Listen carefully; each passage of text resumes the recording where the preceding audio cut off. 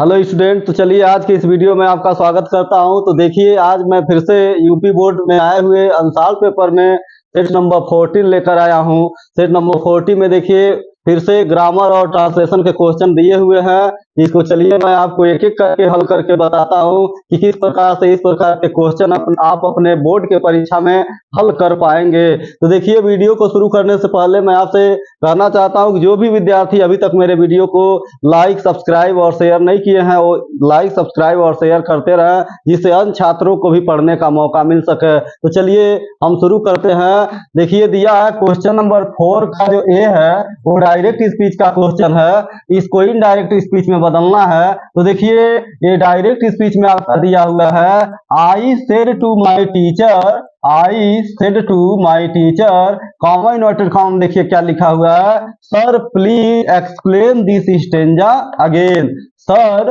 Please explain this stanza again. तो देखिए student यह जो सेंटेंस है जो रिपोर्टिंग वर्ब और रिपोर्टेड स्पीच के माध्यम से दिया हुआ है, जो डायरेक्ट स्पीच का सेंटेंस है, यह है आपका एक ये डबल इन्वर्टेड कॉमा में जो आया हुआ जो वाक्य है, यह रिपोर्टेड स्पीच का जो वाक्य है यह है आपका प्लीज आया हुआ है। आप जैसा कि देख रहे हैं तो प्लीज से प्रतीत होता है कि यह वाक्य जो है किसका है, इंपरेटिव सेंटेंस का है। तो इंपरेटिव सेंटेंस को करने के लिए मतलब इनडायरेक्ट में बनाने के लिए मैं आपको पहले ही बता चुका हूं कि यहाँ पर अगर प्लीज और काइंडली आया हो तो अर्थ देखने की कोई आवश्यकता नहीं है। आप सेड टू को सीधे बदल दीजिए किसमें, रिक्वेस्टेड में। तो देखिए क्या हो गया, आई सेड टू बदल गया रिक्वेस्टेड में, टीचर का टीचर है, कॉमा इन्वर्टेड कॉमा हटाएंगे तो किससे जोड़ेंगे, टू से। यानी जो जब वाक्य इंपरेटिव सेंटेंस का होता है तो इसमें जोड़ने के लिए कंजक्शन के रूप में टू का प्रयोग करते हैं। तो देखिए हम यहाँ से कॉमा इन्वर्टेड कॉमा हटाए हैं तो टू से जुड़ तो गया है, लेकिन देखिए क्या इसमें और भी क्या चेंजिंग था। यहाँ पर देखिए सर आया हुआ था तो यहाँ पर ऑब्जेक्ट के बाद सर को हम किस में बदल दिए हैं, रिस्पेक्टफुली में। स्टूडेंट्स रूल ये है कि जब वोकेटिव केस में यानी संबोधन कारक में किसी को संबोधित करते हुए अगर कुछ कहा गया हो, यहाँ पर टीचर को संबोधित करते हुए सर कहा गया है, इस प्रकार से ऐसे वाक्यों को क्या करते हैं, सर और मैडम वाले वाक्यों को सर और मैडम को किस में बदल देते हैं, रिस्पेक्टफुली में। तो देखिए सर और मैडम के स्थान पे हम रिक्वेस्टफुली का प्रयोग कर दिए हैं। तो देखिए क्या हो गया, आई रिक्वेस्टेड माई टीचर, उसके बाद सर को बदल दिया गया रिस्पेक्टफुली में, प्लीज और काइंडली को हम हटा देते हैं, उसी के स्थान पे टू का प्रयोग करते हैं। तो देखिए टू से जुट गया, बाकी जो का त्यों लिखा गया। यहाँ दिस को किस में बदल दिया गया, दैट में। कॉमा इन्वर्टेड को कॉमा को हम हटाएंगे तो ये मतलब फुल स्टॉप का प्रयोग करेंगे। तो देखिए यह क्वेश्चन नंबर 4 का ये आपको मैं बता दिया। आशा करता हूं आपको समझ में भी आया होगा। अब देखिए क्वेश्चन नंबर बी पे चलते हैं। बी जो है आपका ये एक्टिव में आया हुआ क्वेश्चन है, तो इसको कन्वर्ट करना है इसमें। तो देखिए क्वेश्चन पढ़ते हैं क्या लिखा हुआ है। एक्टिव में जो इसमें लिखा हुआ है, we help them in every way, we help them in every way. इसका हिंदी मतलब क्या है स्टूडेंट, तो इसका हिंदी मतलब है हम उनकी हर तरह से सहायता किए, हम उनकी हर तरह से सहायता किए। अब देखिए इसको जब हम पैसिव वॉइस में चेंज करेंगे तो आपको पहले ही बता चुके हैं कि ऑब्जेक्ट को पहले आपको सब्जेक्ट बनाना पड़ेगा। तो देखिए देम को हम यहाँ पे जब सब्जेक्ट बनाएंगे तो क्या हो जाएगा, दे हो जाएगा। अब देखिए चूंकि यह जो वाक्य है ऑब्जेक्ट को सब्जेक्ट में तो हम बदल दिए, लेकिन ऑब्जेक्ट को सब्जेक्ट में बदलने के बाद क्या करना होता है, वाक्य को अगले टेंस में ले जाना होता है। तो अगले टेंस में जब जाएगा ये प्रेजेंट इंडेफिनिट में है, हम कहाँ ले जाएंगे, प्रेजेंट कंटीन्यूअस में ले जाएंगे। हम प्रयोग करेंगे तो दे के अनुसार किसका प्रयोग करना पड़ेगा, आर का। तो देखिए हो गया दे आर। अब चूंकि आपको पता है कि पैसिव वॉइस में हमेशा वर्ब का थर्ड फॉर्म लगता है, इसलिए हेल्प को हम यहाँ पे किस में बदल दिए हैं, हेल्प्ड में। बाकी जो कहते हो इन एवरी वे, बाद में क्या करेंगे, बाई का प्रयोग करेंगे और सब्जेक्ट को लाकर हम ऑब्जेक्ट बना देंगे। तो देखिए बी को लाया गया तो क्या बना दिया गया, अस में बदल दिया गया, यानी बी ऑब्जेक्टिव केस में बदल जाता है अस में। तो देखिए इसका पैसिव वॉइस क्या हो गया, they are helped in every way by us. तो ये देखिए एक्टिव वॉइस से पैसिव वॉइस भी मैं आपको करके बता दिया।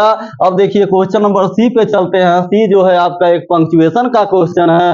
पंक्चुएशन का मतलब क्या होता है पहले भी मैं आपको बता चुका हूं। पंक्चुएशन में बोर्ड के द्वारा कोई भी सेंटेंस दिया रहेगा, उसमें कुछ मिस्टेक रहेगा, उसमें कुछ गलतियां रहेंगी, उसी को आपको सुधारना होगा। इस प्रकार से चलिए देखते हैं। तो दिया है I may be slow, said the tortoise, but I can be in the race। अब देखिए इसमें क्या है, यह जो पंक्चुएशन है आपका, यह एक सिंपल सेंटेंस का है।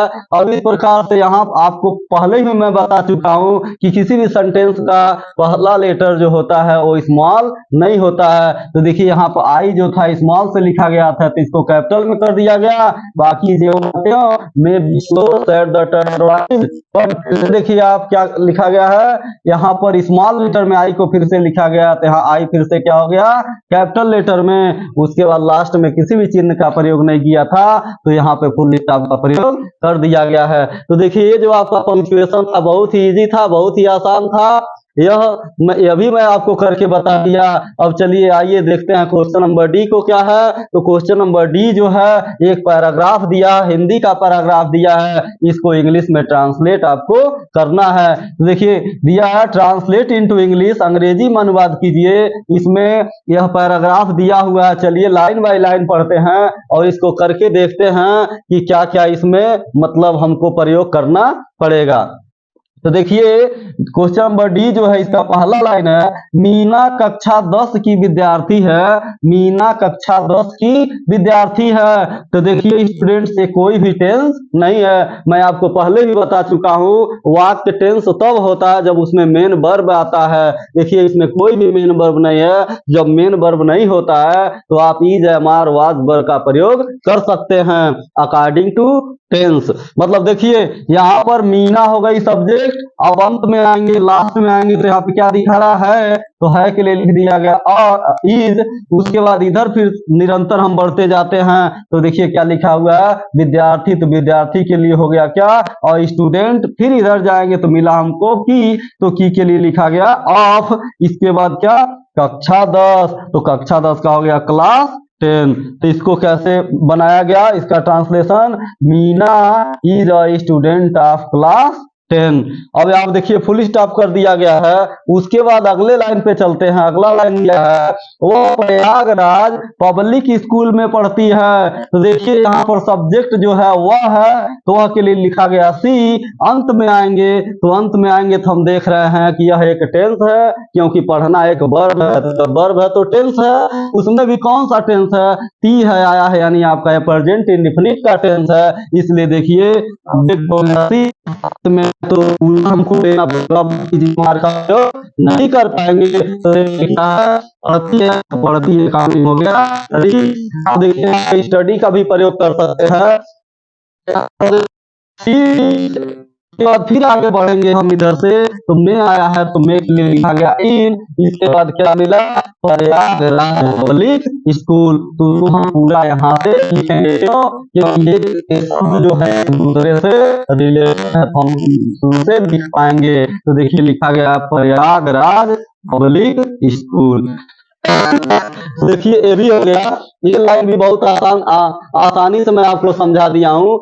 अगले लाइन पे चलते हैं। अगला लाइन दिया है, वह 15 वर्ष की है। वह 15 वर्ष की है। तो वह 15 वर्ष की है, इसको कैसे लिखते हैं, तो देखिए ये तो छोटे बच्चों वाली लाइन है। जब उनका इंट्रोडक्शन पूछा जाता है, चाहे आपसे भी इंट्रोडक्शन पूछा जाता है कि हाउ ओल्ड आर यू, तो आप बताते हैं आई एम इतना ईयर ओल्ड, आई एम ये 14 year old, I am 15 year old. तो देखिए ये कितने साल की थी, ये कितने साल की है, सी इज 15 ईयर्स ओल्ड, मतलब वह 15 वर्ष की है। इसका अनुवाद क्या होगा, सी इज 15 ईयर्स ओल्ड। अब देखिए यहाँ भी फुल स्टॉप कर दिया गया। आगे दिया है, वह बहुत अच्छी गायिका है। अगला लाइन है, वह बहुत अच्छी गायिका है। तो देखिए वह का फिर से लिख दिया गया सी। अंत में लास्ट में देखेंगे तो दिया है आप पहले देखेंगे तो यहाँ पर कोई भी वर्ब नहीं है, इसका मतलब आप फिर इज एम आर का प्रयोग कर सकते हैं। तो सी के अनुसार क्या होगा, इज होगा, तो हो गया सी इज। फिर इधर से बढ़ेंगे तो चूंकि गायिका से संबंधित है, अच्छी और बहुत का हम बहुत से लिखेंगे तो क्या हो जाएगा, बहुत अच्छी गायिका, तो हो गया सी इज। अब यहां से बढ़ेंगे तो हो जाएगा वेरी, अच्छी का हो गया गुड, गायिका का हो गया सिंगर। देखिए बहुत ही अच्छे तरीके से होता जा रहा है। तो she is a very good singer. ये लाइन भी मैं आपको करके बता दिया, बहुत ही ये आसान है। आगे बढ़ते हैं, अगले लाइन को देखते हैं। दिया वह प्रायः स्कूल के सभी समारोहों में नृत्य करती है, वह प्रायः स्कूल के सभी समारोहों में नृत्य करती है। तो देखिए इसका सब्जेक्ट फिर वह है, तो हो जाएगा सी। अंत में आएंगे तो देखेंगे यह एक टेंस है, प्रेजेंट इंडेफिनिट टेंस है, क्योंकि आया है ती है। तो इसको अभी करने से पहले स्टूडेंट्स देखिए यहाँ पर एक शब्द आया है प्रायः। तो प्रायः आया हो, हमेशा आया हो, इन सब शब्दों को हम क्या करते हैं, सब्जेक्ट के बाद ही लिखते हैं, तब अंत में जाते हैं। तो देखिए वह का हो गया सी। प्रायः का मीनिंग जैसा कि आप कुछ जानते हैं कि इसका मीनिंग होगा ऑफेन, तो हो गया सी ऑफेन। अंत में अब हम आ जाएंगे, लास्ट में आएंगे तो नृत्य करती है। तो नृत्य करना का मीनिंग होता है डांस, लेकिन चूंकि ये प्रेजेंट इंडेफिनिट टेंस है और आपका सब्जेक्ट की जो है सिंगुलर है, तो यहाँ भी वर्ब को भी हमें सिंगुलर बनाना पड़ेगा, तो डांस बदल जाएगा डांसेज में। तो देखिए सी ऑफेन डांसेज। अब फिर हम इधर से बढ़ेंगे तो देखिए आ रहा है में, तो में के लिए लिखा गया इन, बचा क्या, सभी समारोहों, हो जाएगा ऑल द सेलिब्रेशन। समारोह का मीनिंग क्या होता है, सेलिब्रेशन, तो सेलिब्रेशन हो गया और सभी का मीनिंग हो गया ऑल। इसके बाद फिर हम इधर बढ़ेंगे तो दिया है के, तो के लिए लगाया गया ऑफ, बचा क्या, स्कूल, तो इसके लिए लिख दिया गया द स्कूल। तो ये क्या हो गया, पूरा लाइन चलिए पढ़ के देखते हैं। She often dances in all the celebration of the school, वह प्रायः स्कूल के सभी समारोहों में नृत्य करती है। देखिए ये भी बहुत अच्छी तरीके से हो गया। अब बढ़ते हैं अगले लाइन की तरफ। तो अगला लाइन जो है वह स्वभाव से बड़ी मिलनसार है, वह स्वभाव से बड़ी मिलनसार है। इसका मतलब क्या, फिर से सब्जेक्ट आपका है वह, तो वह का हो जाएगा सी। अंत में आएंगे, लास्ट में आएंगे तो देखिए आप यहाँ पर दिया है, तो है के लिए आप आराम से लिख सकते हैं इज। क्यों, क्योंकि अभी कोई टेंस नहीं है। तो जब टेंस नहीं होता तो आप इज एम आर का प्रयोग बड़ी ही आराम से कर सकते हैं। तो देखिए सी के बाद हो गया इज, बचा क्या इधर बढ़ेंगे तो मिलनसार। बहुत से बच्चे इसका वर्ड मीनिंग नहीं जानते हैं तो क्वेश्चन को छोड़ के चले आते हैं। तो मिलनसार का मतलब होता क्या है, मतलब वो बहुत ही मित्रवत है। तो मित्रवत या मिलनसार का मीनिंग होता है फ्रेंडली। तो आप देखिए फ्रेंडली हो गया। अब इधर आएंगे तो लेकिन मिला क्या, बड़ी मिलनसार है। तो बड़ी का मीनिंग यहाँ पे बिग और स्मॉल से मतलब नहीं है, यानी वो बहुत क्या है, मित्रवत है, बहुत ही मिलनसार है। तो आप इसके लिए लिखेंगे वेरी फ्रेंडली, फ्रेंडली नहीं वेरी फ्रेंडली। बड़ी मिलनसार का मीनिंग हो गया वेरी फ्रेंडली। अब फिर हम इधर बढ़ेंगे तो दिया है स्वभाव से, किससे, स्वभाव से। तो जब किसी व्यक्ति का कोई गुण हो और उसके साथ अगर से आया हो तो वहां पर आप जो प्रीपोजिशन लगता है वहां पे आप बाई का प्रयोग करते हैं। तो यहाँ पर से के लिए लिख दिया गया बाई। बचा क्या, स्वभाव। तो स्वभाव का मीनिंग आपको पता ही होता है नेचर, तो नेचर हो गया। देखिए प्रकृति का भी मीनिंग नेचर होता है और स्वभाव का भी मीनिंग नेचर होता है। तो यहाँ पे हो गया बाई नेचर। अगले लाइन पर चलते हैं। अगला लाइन दिया है, वह अपने सहपाठियों से अच्छा व्यवहार करती है। देखिए इस पूरे मतलब पैराग्राफ में मुझको क्या पता चला कि बस दो ही चीजें आई हैं, एक तो is am are was verb का प्रयोग है और एक क्या है, केवल और केवल प्रेजेंट इंडेफिनिट टेंस है। तो देखिए ये जो लाइन है ये भी प्रेजेंट इंडेफिनिट का ही है, वह अपने सहपाठियों से अच्छा व्यवहार करती है। तो फिर देखिए सब्जेक्ट क्या हो गया, वह तो हो गया क्या, सी देखिए यहाँ पे है, यहाँ पे हो गया सी। अब अंत में जाएंगे लास्ट में तो देखिए व्यवहार करती है, तो व्यवहार करना का मीनिंग तो लिखेंगे लेकिन किसमें, सिंगुलर में। क्यों, क्योंकि जब सब्जेक्ट सिंगुलर तो वर्ब भी होना चाहिए सिंगुलर। तो देखिए सी हो गया, अंत में आया तो व्यवहार करती है, प्रेजेंट इंडेफिनिट टेंस। तो व्यवहार करना का मीनिंग बिहेव होता है, लेकिन इसमें यस या यस का प्रयोग आपको करना पड़ेगा। क्यों, क्योंकि सब्जेक्ट आपका क्या है, सिंगुलर है। तो देखिए सी बिहेव्स, अब इधर आएंगे तो कैसा व्यवहार करती है, अच्छा व्यवहार करती है। तो देखिए यहाँ पर लिखा गया है गुड, तो हो जाएगा सी बिहेव्स गुड। अब किससे अच्छा व्यवहार करती है, अपने सहपाठियों से। तो यहाँ पर देखिए इधर से बढ़त क्या मिल रहा, से मिल रहा है, जिसके लिए क्या लिखा जाएगा, विथ। तो विथ हो गया, फिर इधर बढ़ेंगे तो मिला क्या, सहपाठियों, लेकिन एक इसका मेहमान है, मतलब यहाँ से आप क्या कर पाएंगे, लिख पाएंगे। तो अपने सहपाठियों, तो अपने का मीनिंग हो जाएगा सी के अनुसार हर, और सहपाठियों का मीनिंग होता है क्लासमेट्स। क्या होता है, क्लासमेट्स। ये हो गया, इसके बाद यहां भी फुल स्टॉप हो जाएगा। अब देखिए अगले लाइन पे चलते हैं। अगला लाइन जो है उसमें दिया हुआ है, उसने 5 वर्ष की आयु से नृत्य कला सीखना शुरू कर दिया था। उसने 5 वर्ष की आयु से नृत्य कला सीखना शुरू कर दिया था। अब देखिए स्टूडेंट्स, ये लाइन जो है ये किसी अलग टेंस का है। अब देखिए इसके पहचान पे चलते हैं। आया लास्ट में या था जो है ये आपका पास्ट परफेक्ट टेंस है। ये कौन सा टेंस है, पास्ट परफेक्ट टेंस है। पास्ट परफेक्ट टेंस में क्या होता है, आप सब्जेक्ट के बाद हमेशा हैड का प्रयोग करते हैं, और हैड के साथ क्या होता है, वर्ब का थर्ड फॉर्म होता है। तो देखिए यहाँ पर सब्जेक्ट लिख दिया गया, क्या वह का हो गया, यहाँ पे कहा गया हाँ, तो यहाँ पे वह का मीनिंग हो गया सी, ठीक। उसने का आप क्या लिखेंगे, सी हो गया। अंत में आएंगे तो अंत में देखिए आया है दिया था, यानी पास्ट परफेक्ट है, तो सी के बाद किसका प्रयोग कर दिया गया, हैड का। और फिर इधर आएंगे तो शुरू कर दिया, क्या शुरू कर दिया, तो शुरू कर दिया का थर्ड फॉर्म जब आप लिखेंगे स्टार्ट, क्या हो जाएगा, तो स्टार्टेड। अब क्या शुरू कर दिया था, सीखना शुरू कर दिया था।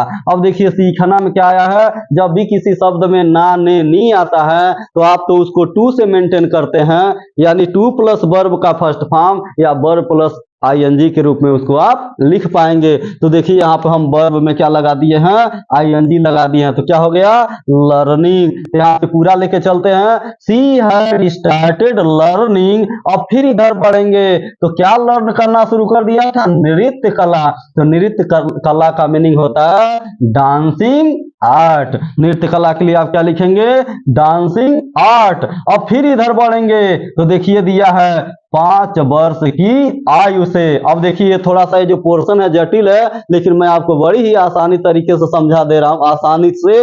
देखिए 5 वर्ष की आयु से मतलब क्या, जब वह 5 साल की थी तभी से वो क्या सीख रही थी, नृत्य कला। तो आप इसको सीधा सीधा बनाएंगे क्या, When she was 5 years old, यानी तब से वो सीख रही थी, जब वो कितने साल की थी, 5 साल की थी। तो आप लिख सकते हैं 5 वर्ष की आयु से, इसको ऐसे लिख सकते हैं when she was 5 years old, यानी जब वो 5 साल की थी तब से वो नृत्य कला क्या कर रही थी, सीख रही थी।